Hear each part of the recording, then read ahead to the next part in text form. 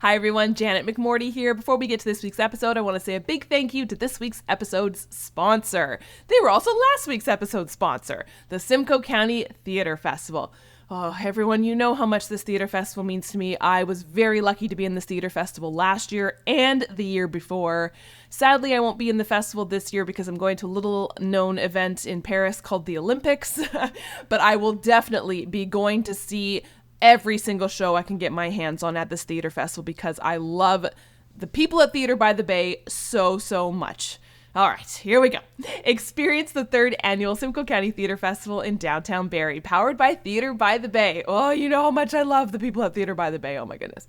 This year's festival features 7 new shows by local Simcoe County artists. We've got a play for every taste, including a children's opera, a contemporary jazz dance piece, comedies, dramas, and so much more. Running July 10th to the 21st at the 5 Points Theater in Barrie. Join us for the Festival of the Summer and get tickets at theaterbythebay.com or call 705-735-9243. Once again, that's July 10th to the 21st at the 5 Points in Barrie. Yes, Toronto people, it is in Barrie, and I know Barrie seems like a universe away, but it's not that far. It's up the 400 highway, yes, but there's also a GO train you can take literally right to the theater, pretty much. And I know a lot of you wonderful listeners came up to see my show at the festival last summer, so you know it's not that far. I hope you will consider supporting indie theater and supporting the festival again this year. I know I will. All right, on with the show. Hi everyone, welcome to another episode of Second Act Actors. I'm your host, Dr. Janet McMorty, and I'm still a medical doctor simultaneously trying to pursue a career in acting. And also simultaneously trying to figure out why my webcam is on the fritz. How in the world can a webcam be on the fritz, you ask? I have no idea. Please come over and fix it for me. I have no clue. So if you're watching on YouTube, you are not seeing my smiley happy face talk to you right now. You're just seeing a boring, passive, still photo of my face. Apologies. Regardless, I have an incredible guest for you this week. Andrew Meikle. Oh my goodness. This guy, he does everything. He is an actor, a producer, a writer. I think he also directs, probably. He is the creator of an incredible show called Two Brothers. Season 2 is now out, and if you're listening to this on release day of my podcast, Friday, tomorrow, Saturday, is the Season 2 launch party.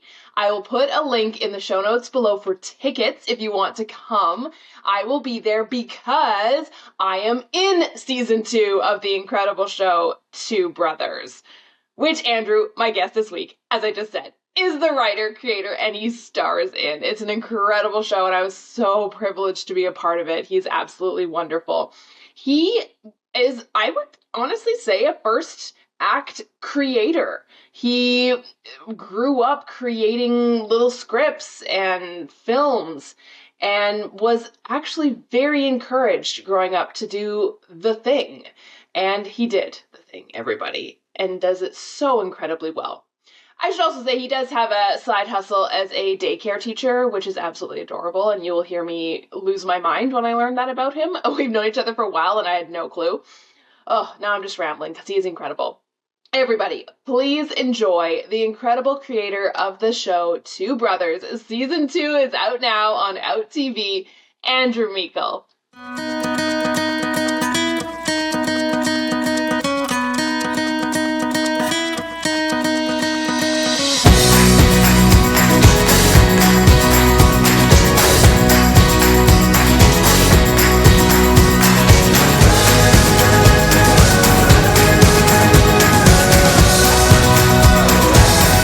So tell me your story. How did you get into the entertainment industry? All right. Well, it is a long story, but I'll condense it a little bit. No, when I was younger, my mom just kind of noticed that I loved sort of putting on like little living room shows and plays and stuff for when her friends would come over. And at one point, I asked for like it was this is gonna age me, but I asked for this like handy cam as a kid for Christmas. Do you remember those? I think we're a very similar vintage, my friends. Yeah, I do. And you had to plug them into your like TV, like you couldn't go anywhere with them. So I'm literally like in my living room, like making all these videos and stuff like that. And I used to love this radio station. I can't remember who it was, but it was like I used to go around and be like, yes, yes, yeah, what's going on? Who's on the phone with? I think it was like Hooker and Dawn, and it was like that's what they would say for their radio station. So I was just like a really out there child. So my mom decided to put me into acting classes, and I went to this school. Like, God, I can't remember the name, but it was in Toronto. I was around 8 years old, and I was doing that for a bit. And then one of the acting teachers actually decided to like branch off and start her own company as an agent. And so she brought me with her, and I was like one of her first people.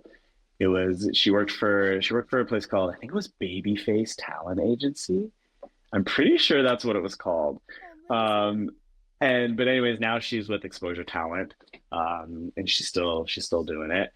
But but yeah, ever since then, and then I just got sent out for like I did like commercials. I did like a guest spot on like a TV show and stuff like that, and just auditioned. And then I got older, and my mom didn't renew my ACTRA credit, and then I lost it. And then I kind of stopped acting for a while. And then once I was in high school, I found myself like sort of not paying attention to anything that was going on in the class. And I would just be sitting there like writing in a notebook, like just writing scripts, like handwriting scripts, like literally like all day. That's what I was doing. And my like classmates are like, "What are you doing in that binder?" I literally like the binder is this thick. I still have it. And I wrote this like trilogy horror movie. And there were these two friends in high school who would read it, and then they'd be like, "Are you done the second one yet? I want to know what happens. Like, are you finished the second one yet?" And I'm like, "No, not yet, not yet." And then so like I did three of those, and I just kept writing. And then once I kind of left high school, I went to Niagara College for their broadcasting program, but I only lasted 3 months because I was homesick. I didn't like it. It focused too much on like the broadcasting side, and like that wasn't me. Like I wanted to do writing. Like I'm like when are we gonna write? I'm like when is that gonna happen? And they're like, no, like you learn everything. And I was like, okay, I mean that's fun too, but like I don't want to also learn about like politics and like do all these other classes that I don't even care about. Mm. So I started looking for other things, and I found the Toronto Media and Film School, the Toronto Film School, it was, yeah, Toronto Film School, and I applied for their writing program, and I got in there. But 3 months before I was supposed to start, they canceled the program. So I left Niagara College, moved back to Toronto, was so excited about, taking this writing program, and then that didn't even happen. And I was like, you know what? I'm just gonna do it myself. So I went online, and I literally typed into Google how to write a proper screenplay. And I printed out this like I wasted so many trees, but I printed out like a book like this. And I just sat there, I highlighted everything, I read everything, and then I wrote my very first horror movie. It was a slasher called Consequences. And it was funny, I did auditions, like no one got paid. I didn't like no one did it for any money at all. It was way back in like 2010. So holy smokes, how long was that? What are we in 2023? Holy sh Woo. Okay, yeah, 13 years ago. No, we're in We're in 2024. Oh my 2024, God. buddy.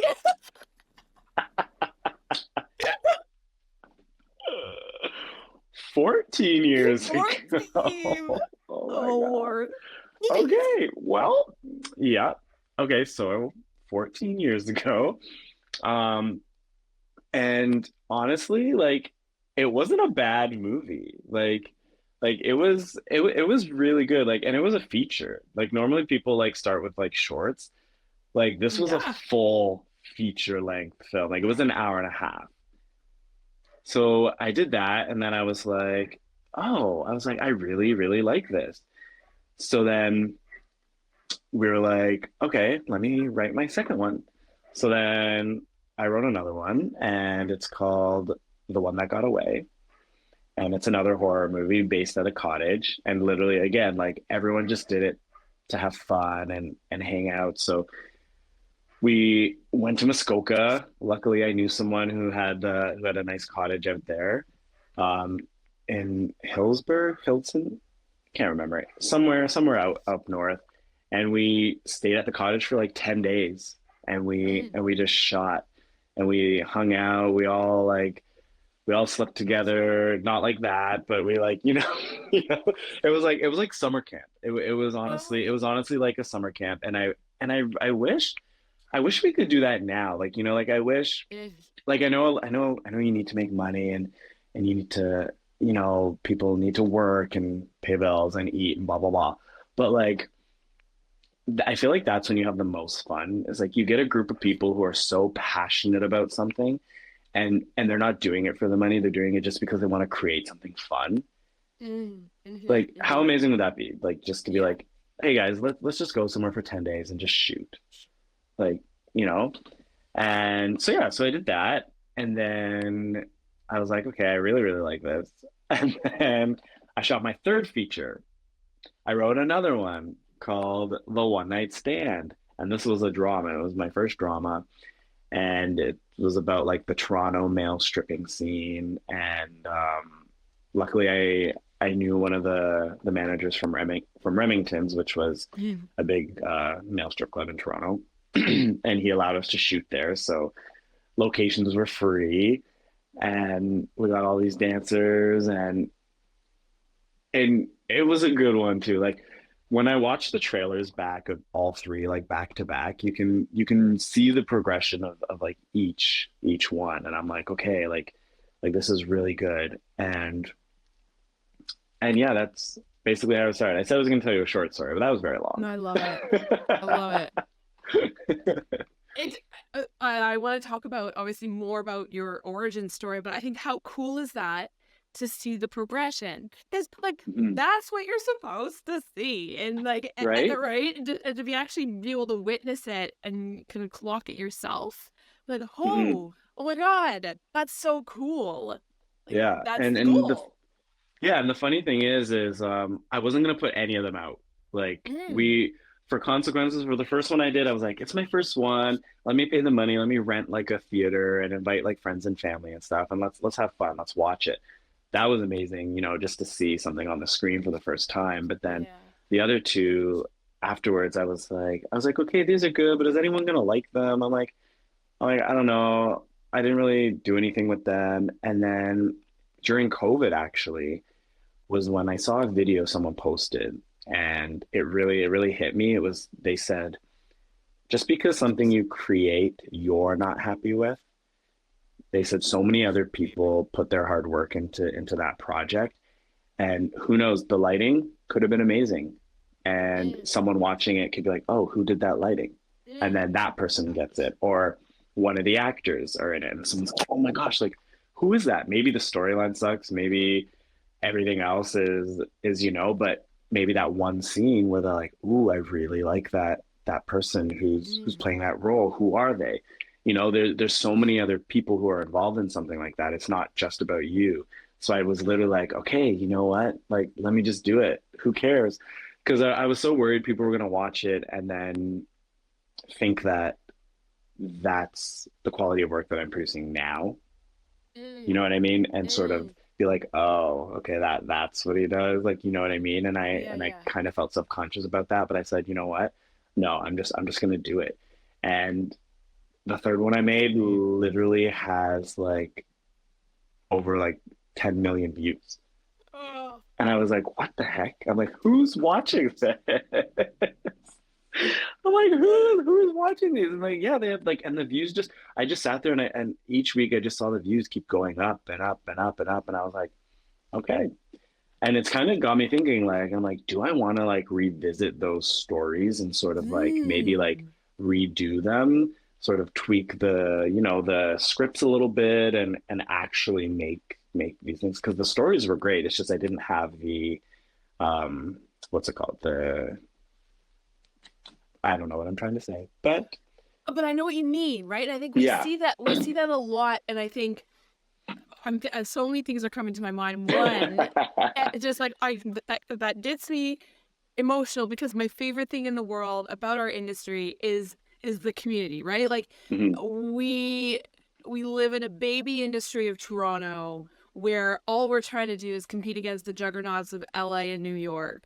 The Yeah. only way we can do that is by amplifying everybody who's here just trying to learn and just wanting to go to like summer camp with their friends and shoot something, Yeah. right? And like what an amazing thing to have caught on in COVID, which that's a plagiarized word, but you know what I mean? Like to see like, right, it's not just about me, it's about the project. Who Mhm. knows what will happen?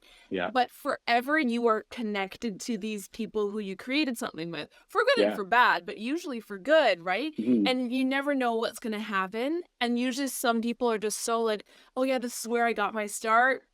I got to be on this film. We got to do this fun Yeah. thing. And like, look at how far we've grown from here. But that was like the kickstarting of my joy in this industry, wanting to do it, right? Yeah, yeah, But then the yeah. second thing I think about is how many shitty remakes there are in this world. I know. But the thing that is shitty about them is that they're trying to remake good movies. Hmm. Like, Yeah. don't do Twisters when Twister was so good. What you should be remaking is the stuff that you tried to make when you had no money and just were Yeah. having fun. And now you're like, now we have the technology. Now we have Yeah. the whatever. Now we have the finances and, to make what you could now call it proof of concept into now something epic Mhm. because clearly it shows that it works. Like Yeah. that's what a cool idea. And then you Yeah. get to see that evolution of everything too. Hmm. Yeah. And That's it's badass. funny. It's funny that you said like people talking about where they got their start because it's funny. One of the girls in Consequences, her name's Alyssa King. She actually went on to do a lot of horror after that, and she was going to like horror conventions and stuff like that. And she had one of the craziest death scenes in our film. So I'm Oh, like, I wonder if she used those like, you know, that footage to kind of like yeah. show whoever she was auditioning for, like, you know what I mean? I'm like, I'm very curious. I keep forgetting to ask her, but yeah, but now she Yeah. like signs all the like, 'cause she was in the show Shutter, I think, Mm, um, and a bunch of other horror, like indie horror films that a lot of people would love. So I'm like, yeah, that's I'm like, so cool. you never know, you never know. You never know, right? Yeah. So I'm curious about um the do you have a shadow career? Like is screenwriting your job or like what do you have to do to maintain that? Do you have to have another, what pays the bills? Mhm. Does it allow you to do the screenwriting? How does it work day to day for you? Well, I've been a daycare teacher for the past 10 years. You So know that. yeah. Oh my God, if I had children, I'd want you to raise them. Okay, I Yeah. did not know that. That's really cool. Yeah. Um, I don't do it so much anymore, because I'm trying to really focus on this part of my life now. But yeah, that's pretty much Mhm. that was my what do we call it? What do we like to call our I Monday to call Friday it a job? shadow career, which Shadow everyone career. laughs because, like, or like the Joe and the Jane job, or like the day Yeah, job, or whatever. yeah. Like, I don't know what you're supposed to call it. The big girl, big There is boy a job. word for it, but I can't There remember what it's is called. the realistic career path, the societally acceptable one. Yeah, yeah. Yeah, the one where you're not constantly checking your email to see if you book something. Yeah, if Oh you're my gonna work Lord. next month. Yeah, yeah. Well, so again, so you have a nice blend, as you're an actor as well too. Mhm. And actor screenwriter, did you find you were ever told growing up, like, you shouldn't be doing this? That's not reasonable. That's not responsible. How in the world are you supposed to make money with that career of Clint Whizzy? To be honest, no. Oh, Like I love that. no, like my mom's always been supportive and my partner's always been supportive with everything that I'm doing. Like even if we're very unsure about what's to happen next, because this career is very it's very, what's the word I'm looking for? It's unpredictable. Yeah, sorry, it's unpredictable. Like you never know what's gonna happen. So it's kind of like you got to take it day by day. And he's the one who kind of like has been like encouraging me to like find more stuff in the film industry and stuff like that. He's like just go for it, like just do it. And I'm like, yeah, yeah. Do you have any advice for anyone who is wanting to get into this industry or is currently in it and struggling with that unpredictability? Whew. I mean, honestly, there's gonna be tough days. Like like there's a lot of days where you see a lot of people like booking things that you went for, and kind of like seeing people book like five things in a row, and you're like, I haven't gotten an audition in 2 weeks. And the thing that I one word of advice that I would say is that, well, number one, you're auditioning, so someone's seeing you. Like out of all the headshots they had to go through, they picked yours, right, to get a tape. They're not going to pick everybody. So that's a win in itself, right? Because maybe you're not right for this role, but they know who you are now. And they might be like, "Oh, do you remember that person, that tape we saw? Like they might be good for this one." And then they'll keep calling you and calling you. Yeah. Um, and yeah, it's so tough when you're an actor too. Like I'm trying to think of the best advice. And another thing I would say is honestly, don't give up. And if you have that drive, create your own roles. You know what I mean? Create the stuff that you want to see. I did a talk, and I told people, I said, look, this is what you got to do on your downtime. Everyone has a phone. You have a phone. And if you don't have a phone, you might have a laptop, or someone has a phone. Phones are really good these days. Get some friends together, throw together some sketches. You know what I mean? Write some cool sketches, do anything, throw it on YouTube, because that way, even though you're not working or you're not, doing things like booking things, you're still working on your craft and sort of building yourself up that way, right? And again, you never know who's going to see it. You never know who's going to be scrolling on Instagram, who's going to be on Facebook, because everyone in the community talks. And a lot of people hate to say this, but a lot of it is who you know. A lot of it is who you know. Yeah. And again, you just never ever know. And I got some great advice as well. Like go to all the events, try and go to them. There's tons of film events in Toronto. Google it, look them up, go to web series festivals like TO Web Fest.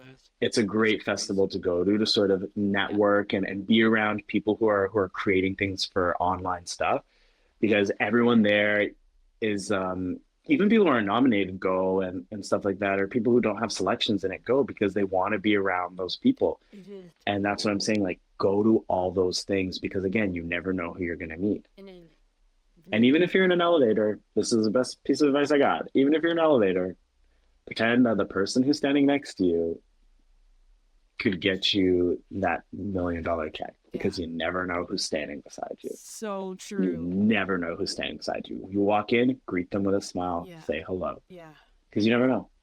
Me and my co-producer, we went to the Inside Out Festival, and we were literally standing in line at the concession stand, and there was no ice. And I'm like, "Where's the ice? Where's the ice?" And then this woman was like, "I don't know where the ice is. I need some too." I'm like, "Oh, I'll go ask them." I went and asked. The woman ended up being a producer from LA who was producing the film that me and my co-producer were going to see. And then after the film, when we went down to the networking area, she was there with the other producer, with the lead actors of the film. We got talking with them. Then they followed us on Instagram. Then they, said, whenever you're in LA, let us, like, you never know. And that's the great part about it. I think that's such fantastic advice. And it's something that I get asked quite a lot is, Mm, how do you network properly? How do you network without coming off as like a complete douchebag? Because yeah. it is an art form, honestly. Actually, it's a science. And I kid you not, I literally just interviewed a networking scientist who like teaches networking at MIT to like people who don't know how to network because they're like socially awkward, like myself as a scientist. But it's basically that exactly what you said, Yeah. right? You go in, you're there to genuinely enjoy Mm, what people are creating. You're not going in with like, okay, I'm going to have this conversation with you, person, yeah. but my ears and eyes are going to be scanning, looking for someone who can get me further. And I'm not Yeah. really listening to you. Yeah. Yeah. You're just, like you said, you're being a human, doing a human thing, getting ice. And then these people are like, look, normal humans Yeah. who are also creating things. Yeah. Like, that's wonderful. That makes me so happy. Yeah. No, that's the best piece of advice I can give. I love that. Has there been anything that surprised you about the entertainment industry? Hmm. I think that surprised me. Let me think. In what sense? I guess maybe I don't know if it's maybe recently, like kind of Hmm. as you're going through it in the last couple of years, have there been any surprises because you've like so much has happened in your career, things have kind of really amplified. Has Hmm. anything been surprising as you're traveling and navigating that? Um, I guess one thing could say is like the thing that surprised me is sort of how much actually goes into making something. Yeah, like, yeah, like you know what I mean? Like, because when you're on set as just an actor, you see people running around, but you're like, okay, like yeah, they do that, they do that, they do that. But then when you're sort of doing it as a producer as well, like there are so many roles, like so many roles, like because like the first time around when we shot season one of my show Two Brothers, we were again we were still learning. Like we shot it for a micro budget. You know what I mean? Like we were doing everything pretty much. Me and my co-producer Alicia, who you also know, but like we were both just doing everything. So when it came to season two, and we got the Bell Fund grant, and now we're in Out TV original series, and we got on there. So now we have a bigger budget, and now we're realizing, oh, we don't have to do everything. oh yeah. So I guess yeah, like that really surprised me. Like you need someone like specifically for like paperwork because Mhm. it gets lost in the cracks so easily. Like that person literally needs to be sitting at their computer the whole time, looking at emails, organizing all the emails, the contracts, everything. Like, and then oh yeah, but then you also need someone on set who's also doing stuff like that, like all of the sheets and the time sheets and signing people in and signing people out, and I think that was the most surprising, but I learned a lot. Mm. It helped me really learn a lot. It helped me learn that I don't want to do that anymore. God, honestly, so like, important. Yeah. like it helped me realize, okay, I don't want any part of that. I don't like maybe the producing part isn't my forte. I I mean that's not true. Like the producing creative part is what I love doing. Like I Mm. love doing that part, but I hate doing everything else, grants, budgets. No, no, I'm my mind doesn't work like that. So thankfully for Alicia who who helped with all that stuff because yeah, yeah, she saved me. Let's talk a bit about Two Brothers, because Okay. I am strategically, spoiler alert to you, but you already knew this. This is going to be released right before the launch party happens. Oh, nice. Yes. A method to my madness. So if you don't have your tickets yet, it's tomorrow. Yeah. Follow the link below. Right. Yeah. Yeah. But let's talk about Two Brothers. So tell me about how that all came to be. You had already told a little bit about the micro-adventure that season 1 was. Now we're into season 2. You wrote it, yes? Yeah. And tell me what was the nexus of it? How did it get created? Well, here's another long story. Hey! No, so let's rewind back to how I told you I had that binder I was writing in class. So so I went to a trailer park growing up as a kid. My grandmother would take me there like every single weekend. Like every weekend we would go. And I formed a really great bond with all the kids there. Like we were like a little family. My cousin actually also went there, so I actually had family there, but we were like all of us were so close. There was a whole group of us. And I started writing a show called Four Seasons. And I would bring it back to my school, the same 2 high school friends who would read my other stuff. They'd be reading it and they're like, "Ooh, when's the next episode coming out? Blah, blah, blah, blah." And I was like, cool. And and then me and my friends, when I got an upgrade to my handy cam, I brought it to the trailer and we filmed a little bit of this Four Seasons thing. And I was like, okay, this is fun. Now fast forward to when I'm getting serious with things. I said to myself, let me revisit that show. Like let me go back, let me read it, let me make it a little bit more adult so that, young adults would want to watch it. Because when I wrote it, I was in high school, so you can imagine what the dialogue was like back then. Back in 2007, you can imagine what the dialogue was then. Woo! And then I decided to do it kind of like how I did with my feature films, find people who were willing to just, create something fun. We were actually going to film on location at the same trailer park. I held auditions. We had this really cool cast, and we actually went to the trailer park for like a weekend, and we filmed some stuff. And then we looked at the stuff and we were like, okay, it's cool. Like the actors were great. It was just everything else wasn't falling into place where we wanted it. And then we kind of shelved it for a little bit. And then fast forward to another time, we tried to revive it again. And then it just didn't happen. And I was like, I don't know why this isn't working. I don't know if it's the location. I don't know if it's the story. I don't know what it is, but I met some really cool people from that experience. That's how I met Alicia, actually. She auditioned for a role that she didn't end up getting, but I liked her audition so much I actually wrote a role in for her.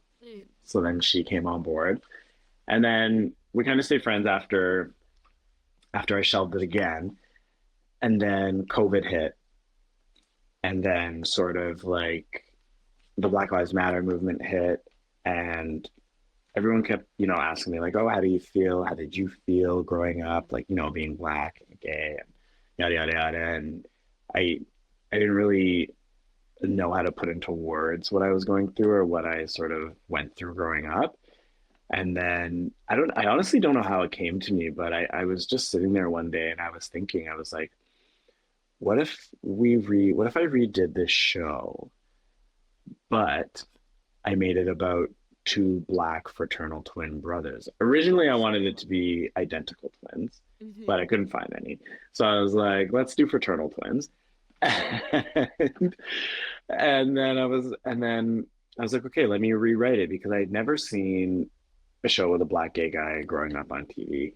And I'd never seen a show about 2 siblings, one being gay and one being straight, and then, trying to navigate through life together and dealing with the same issues but different issues at the same time.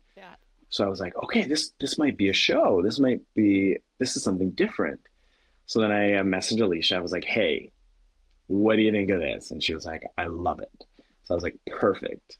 I started writing, and then that's kind of how that sort of happened. And then we auditioned people again, and it was around COVID, so it was hard. And originally, I wasn't supposed to be in it. I was not supposed to be one of the brothers, but it was very difficult. I don't know if it was because it wasn't paid, but it was very difficult to find a gay black guy who was acting at the time. Mm. Very difficult. Mm. And and then I even switched it. I was like, okay, well, they're fraternal twins. So I was like Googling, I'm like, can fraternal twins be different races? And it's possible. So I was Yeah. like, okay. Huh. I was like, so maybe the gay character could be white, and Aiden's character could be black, and then that's a whole other dynamic. You have the white brother who has all the white privilege, but Mm-hmm. he's gay. So Mm. that's how he has to deal with society hating him that way. But then Yeah. you have this other brother who's black and dealing with racism. Mm. So I was like that could be a cool concept too. Uh-huh. But then I was like no, I was like I want to see two black guys Yeah. in the forefront on the poster. Hmm. Like that's what I want to see. I want to see when the poster's up, it says two brothers, and the two brothers are two black guys, one black gay guy, one black straight guy. So I filmed my audition tape, and without anyone knowing, and I sent it to Alicia, and I was like, I'm thinking of getting back into acting. I don't know. Let's see, because I didn't do acting since, yeah, a very long time. And I sent it to her, and she was like, yeah, yeah, like do it. Like I think you should take the part. And I was like, all right. And now here we are. Oh, I love that. Yeah. That's so interesting because you're so the advice always that we hear and that you also said was create your own roles. And you did kind of, but not Yeah. it was not at the forefront of your No, mind, right? no. So much that you were like Yeah. auditioning people and being like, maybe I'll change the race because I can't find the right person for the part. Meanwhile, he's literally staring at you in the mirror. Yeah. I know. And she was like, I don't know why you didn't think of this before. She's like, the series is literally about you and what you went through. So why wouldn't you play that role? And I was like, Yeah. you're kind of right. And if you've seen season one, anyone who's watching, it's not about me like verbatim. Like I obviously changed a lot of stuff to make it more dramatic and whatever, but like some of the stuff that's been said to Aaron and a lot of the difficulties he had to deal with and sort of dealing with not being he was not white enough. He's not light enough to be white, and he's not dark Mm. enough to be black. Mm. It's basically what he was struggling with in season Yeah. one anyway. Wow. Did you ever expect or think it would push into season 2? How did that happen? Was there always like, oh yeah, we're gonna make more, or was it like, oh, we got this grant, now we get to make season 2? No, well, I always wanted to make season two because season one we had to cut short because finances, obviously. We had to make the episodes a lot shorter than we wanted to. Mm-hmm. So a lot of the stuff that I had in season one kind of trickled into season two, which was really good. I mean, obviously, I wrote a lot of like different ideas and stuff like that as they came, but I guess what was surprising, not surprising, but what was great about this is that, again, like I said before, like we shot it on a micro. It was a $6,000 budget was season one. What? Yeah, $6,000 is what Oh we my shot season one gosh. for. And that's wow. I mean, I've seen it. And I know. Wow. yeah, Well done. because I mean, shout out to all the actors. Like, love them for believing in the project and doing it for fun and doing it Yeah.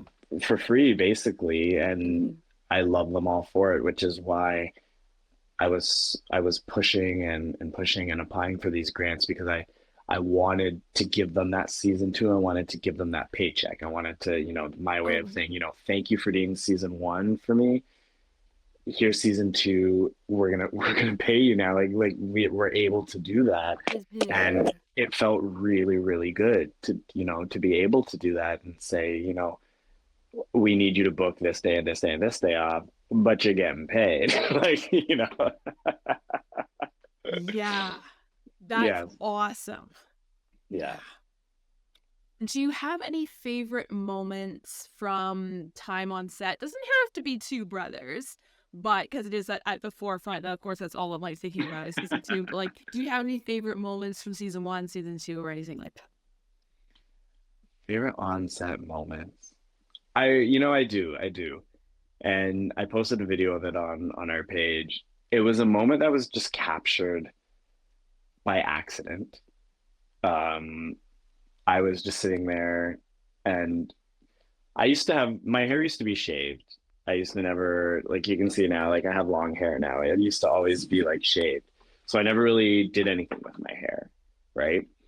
And, you know, not really I grew up not really growing up with the black dad when I could do my hair because he wasn't around. So when I was there, one of the other brother, Mishak, I was literally just sitting there. I had my like little sponge, and I was kind of doing it. And he's like, let me do it for you. And he comes over and he's like showing me actually like how to do it. And he's telling me about like the products to buy and like stuff just for that. And honestly, it was such a beautiful moment. Oh God. Just like I felt like real brothers at that moment. He's helping me learn something about my, I guess, culture that I never really knew. I didn't know you had to put like spray it with water, like a spray bottle, and get the curling cream and put it in first, and then use the sponge a certain way, or do it and it was, yeah, it was, and it just so happened that Gabe, our camera guy, was rolling still, and he didn't stop because he wanted to capture it too. So it was amazing. Oh, that's really, really So cool. yeah, shout out to Mishak for Oh yeah. Oh yeah. that. Oh yeah. Absolutely. And massive congrats because you are an official selection at TO Web Fest again this Yes, year. thank That's you. really Congrats to really you as exciting. well. Thank you. Yes. Yeah. It's so yeah, just absolutely wonderful. Like to see a show like yours get recognition from TO Webfest, of course, but also from places like OTV, and you're gonna get Pride Parade, which when this airs will have already happened. But but I just think it's really exciting to see. It just makes me so freaking happy knowing the origin story of this, knowing now the origin story of you, Mhm. and it just growing in a way that it deserves to grow. I think that's Thank you. really cool. And then also hearing like you saying you were pushed so hard for the grants and stuff so you could give that to your cast and your like that's what this is all about. Like, damn, like it's just great. Yeah. That's what the fuck. Yeah. Hopeful for season three. Hopeful for Yeah, season three. yes, yeah. So you mentioned a little bit about your like your mom putting you into acting classes growing Mhm. up.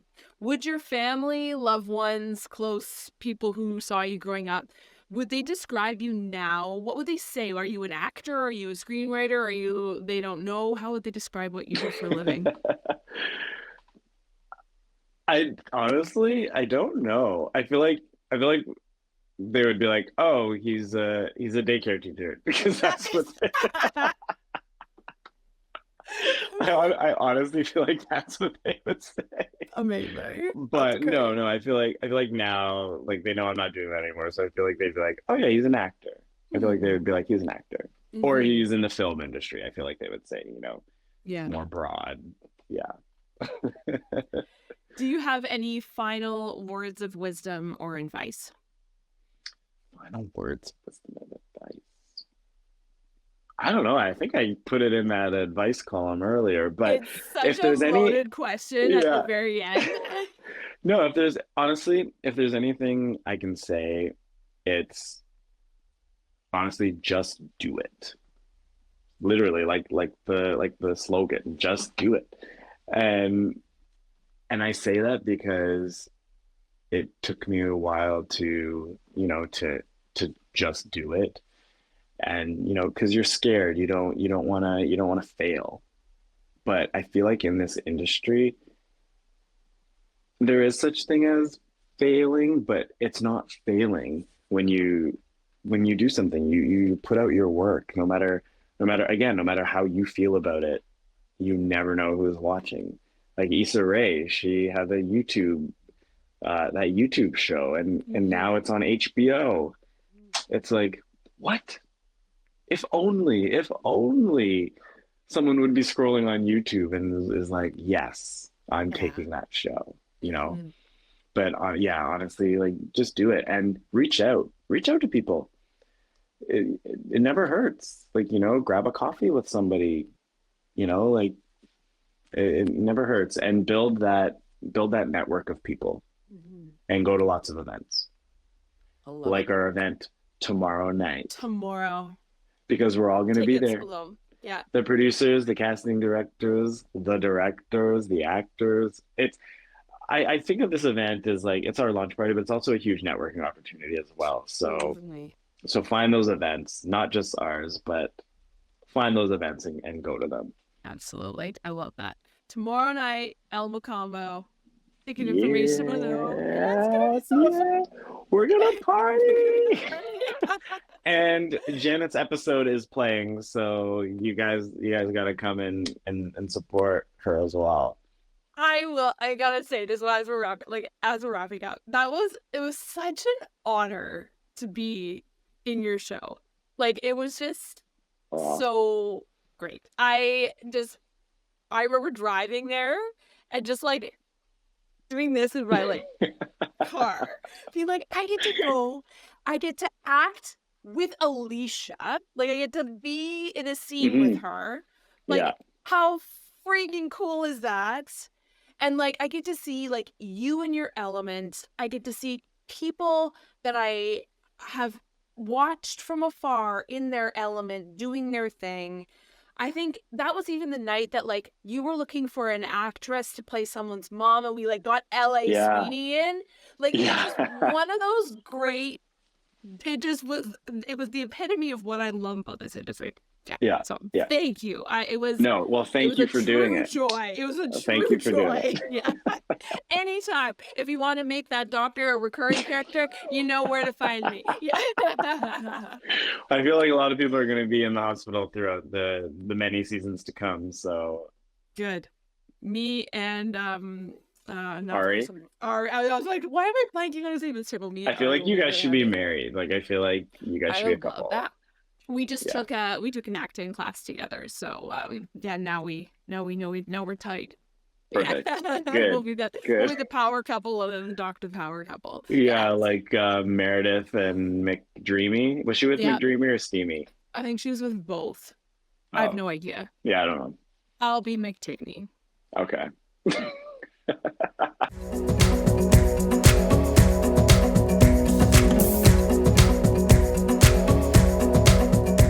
Thank you everyone for tuning in, and thank you, Andrew, for being my guest this week. Thank you so much for taking the time out of your incredibly busy schedule with the launch of season 2 to share your story with me and with my listeners. As I mentioned in the intro, if you are listening to this on Friday or Saturday morning, let's be honest, of the first weekend that this episode is released, the season 2 launch party of Two Brothers is Saturday. What is that? That is oh my gosh, now I need to look at the date and I don't have my calendar in front of me. That is July 6th. I should know this because I am going to be there.